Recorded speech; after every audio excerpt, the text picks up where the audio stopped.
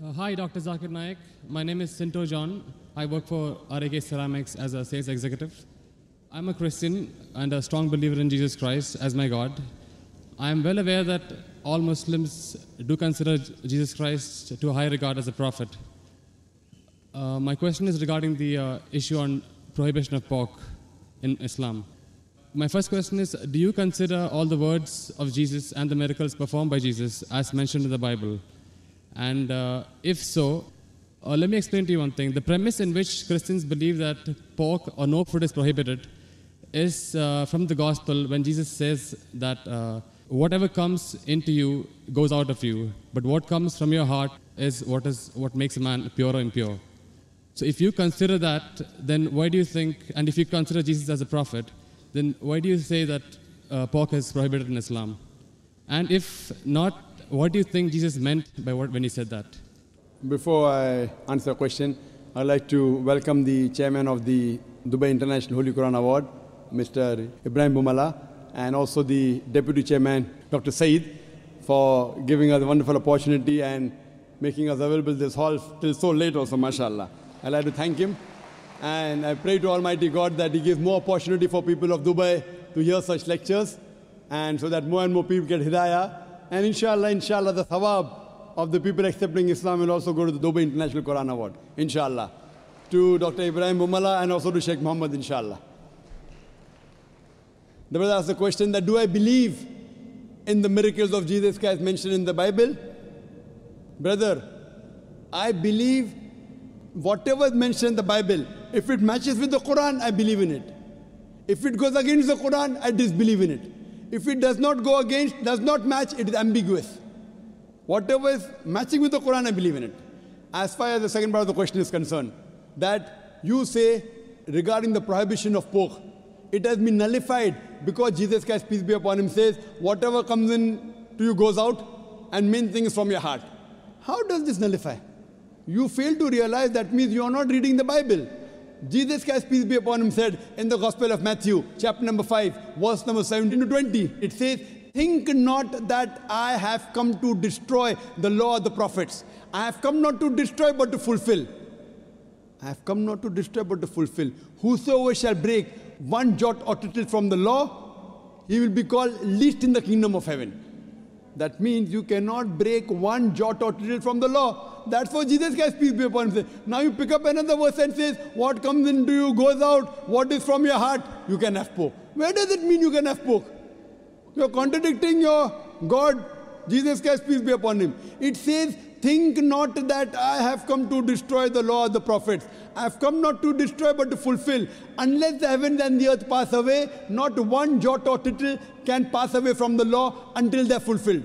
And whosoever shall break one law or tittle, he shall be called least in the kingdom of heaven. Whosoever shall keep it and teach men the same, they shall be called great in the kingdom of heaven. Unless your righteousness exceeds the righteousness of the scribes and the Pharisees, in no way shall you enter the kingdom of heaven. So if you want to go to Jannah, you have to be better than the Jews. You have to follow each and every commandment of Moses, peace be upon him. This is the teachings of Jesus Christ. Gospel of Matthew, chapter number 5, verse number 17 to 20.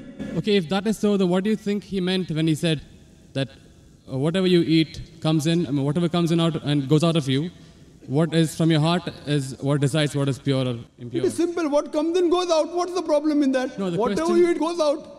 Is there any problem in that? No, it was asked in relevance when Jesus' disciples were questioned by the Jews that why are they not following the traditional ceremony of washing their hands before eating food. That's when Jesus replied that don't you understand that what you eat doesn't matter if it is pure or impure. What you eat, it goes into you and comes out of you. He didn't say it doesn't matter what you're eating is pure and impure. That's your saying.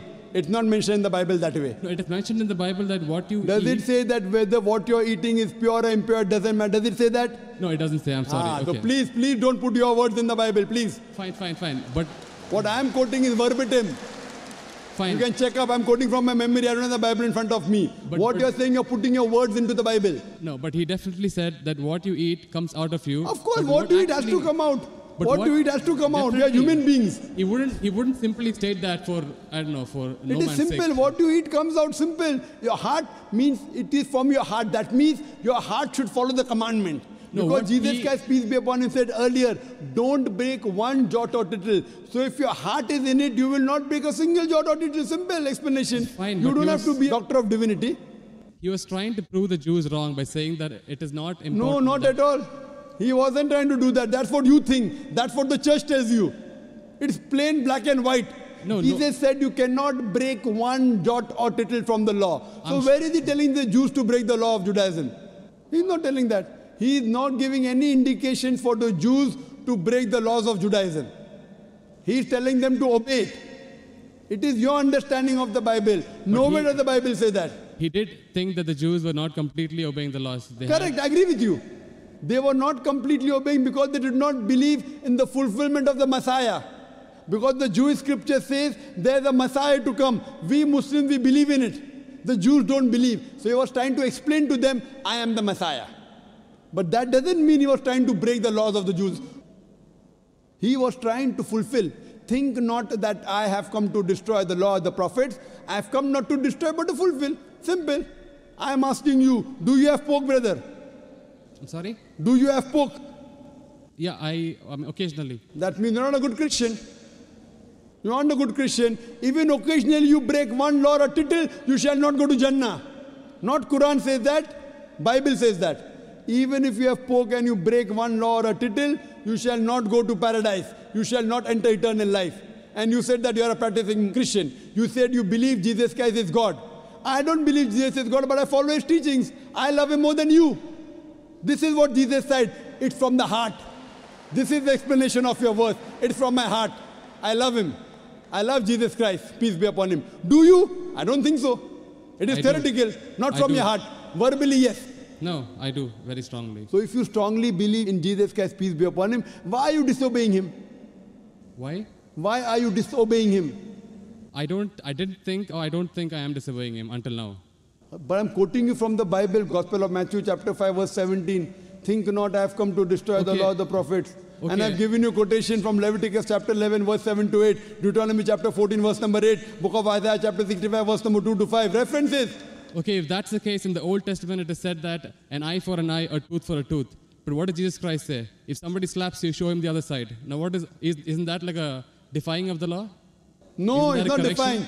I will give you. What you're quoting is references from the Gospel of Matthew chapter number 5 verse number 38. Okay. I will give the quotation. I It don't, has- I don't want the quotation, I want the answer for my question. But first I'll give the quotation reference, then I'll give the answer. Na? Fine, fine. I always give with proof. You believe without proof, you can do that. I'm a man of proof. With references from your scripture. Okay.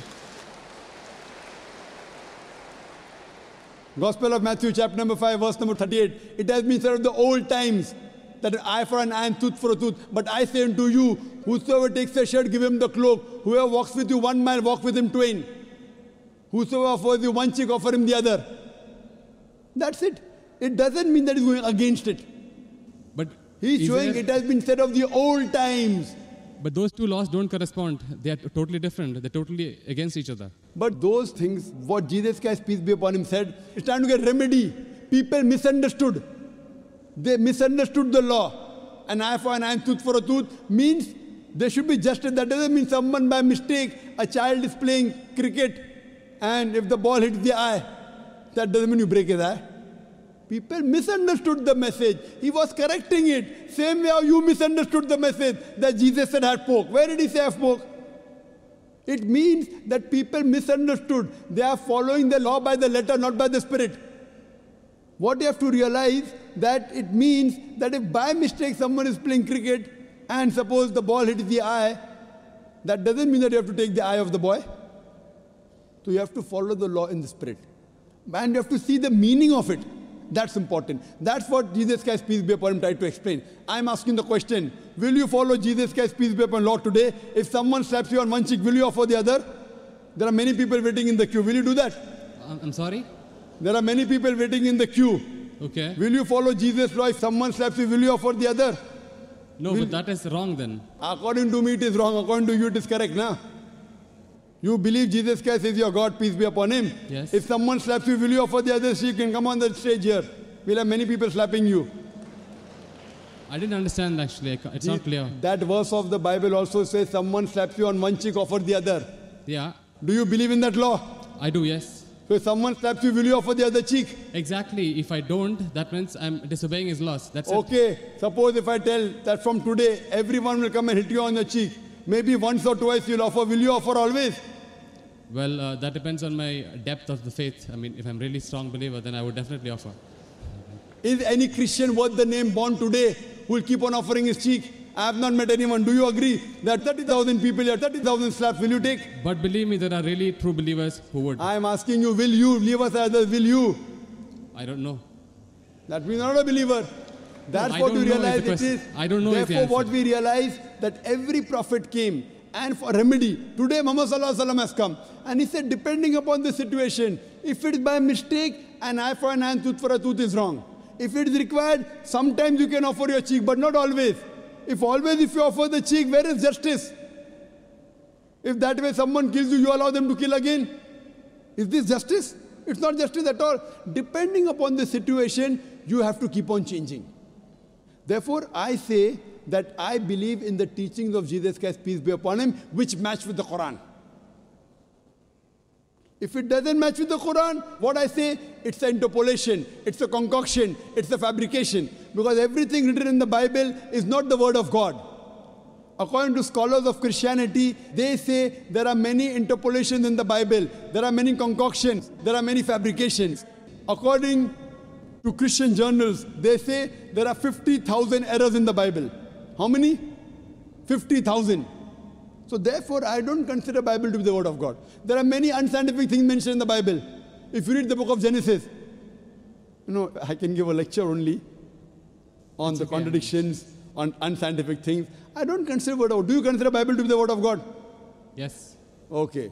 Now, do in the book of Genesis, chapter number 1, Yes. verse number 16, it says, Almighty God created two lights. The greater light, the sun, to rule the day, the lesser light, the moon, to rule the night.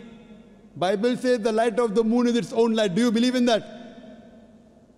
The light of the moon is? Is its own light. Do you believe in that? No. That you don't believe in the Bible. Bible says in the book of Genesis, chapter number 1, verse number 14, Almighty God, He created the earth on the third day, created the sun on the fourth day. That means the earth and vegetables came before and sun came later on. Do you know science, brother?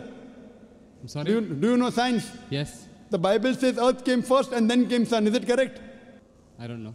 No. Scientifically, is it correct? The earth came first and? Then the sun came. Earth came on the third day, sun came on the fourth day. Is it possible? We know the sun is the parent body in the solar system.